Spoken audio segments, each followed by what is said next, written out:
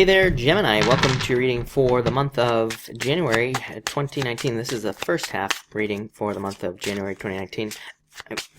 I will, of course, be back in the middle of the month before I choke here to do the second half of the month as well. Also, if you want to catch me live, I go live every single day at 5 p.m. Pacific Standard Time.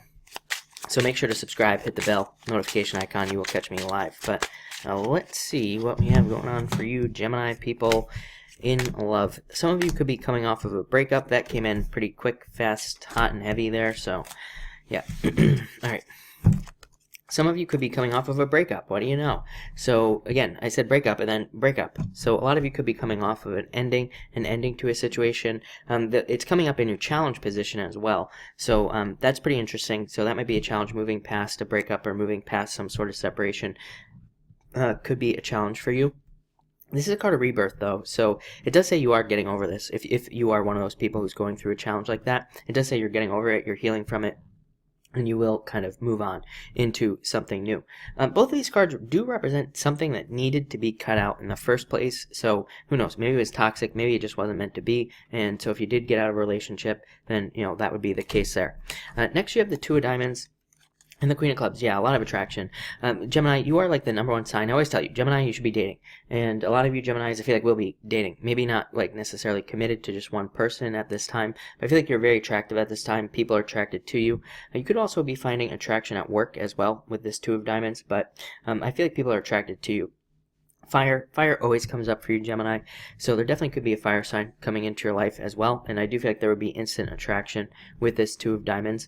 The Two of Diamonds represents work, so I feel like you have been trying to work on something. I feel like you've been trying to put work into a relationship, or in the past, it's like you tried to work on something, but it just didn't work out for whatever reason. So it's like you tried to, but you're just not. But I feel like you know you're attractive, people are attracted to you, so it's almost like you are just getting out there and meeting new people at this time. Next, you have the Six of Diamonds and the King of Diamonds. Yep. So I definitely feel like there's a soulmate coming in for you. Could be an earth sign, but really, again, pretty much all signs are here, so I wouldn't get too caught up in that. This is card of being too shy, needing to open up, and this comes up for a lot of people.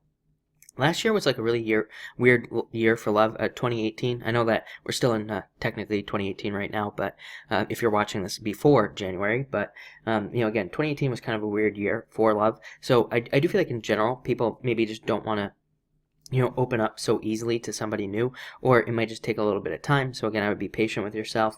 Both of these cards are very good for work as well. Again, some of you obviously are meeting somebody through work. You have the Two of Diamonds, these two cards, and the Eight of Diamonds as well. So that could all represent meeting somebody through work, but that could also be through like workplace friends, or it could be like at a work party or something like that, where you meet somebody who maybe they don't work with you. Maybe they're like outside of your company or whatever, but you know, you could be meeting somebody through work. You could also just be more focused on work. You, Pisces, Capricorn, all three signs seem to be just wanting to focus on work right now, which is fine. You know, again, I feel like there's like this very strong drive energy here at the beginning of the year, where I feel like they're like those three signs, pretty much. You three signs, you, Capricorn, and Pisces, are just going to be wanting to work, wanting to make money, more focused on finances. So again, some of you could be focusing on that. If you are in a relationship, this is really good as well. It can represent attention being brought to the right things in relationships. I don't normally say that, but with the Eight of Diamonds as well, all three of these cards represent like attention being brought to the important part of a relationship. So again, if you're in a relationship, this can say that the important things are being highlighted and kind of magnified, making the relationship stronger, making it better, or just leading to some sort of improvement in the relationship as well. Next, in your challenge position, you have the King of Hearts and the Joker. This is you. This represents the superpowers of Gemini. Some of you could have had a challenge with a water sign in your life, and so that could have been a challenge. You could also have a challenge with somebody who's just in and out. It could be any sign, but the King of Hearts just represents like the waves of the ocean. You know, just somebody who's in and out, in and out, in and out, and it's like you're just trying to figure out what this person wants. You know, so a lot of you could be dealing with that, and you're just trying to think about it as you. You're just trying to process the information.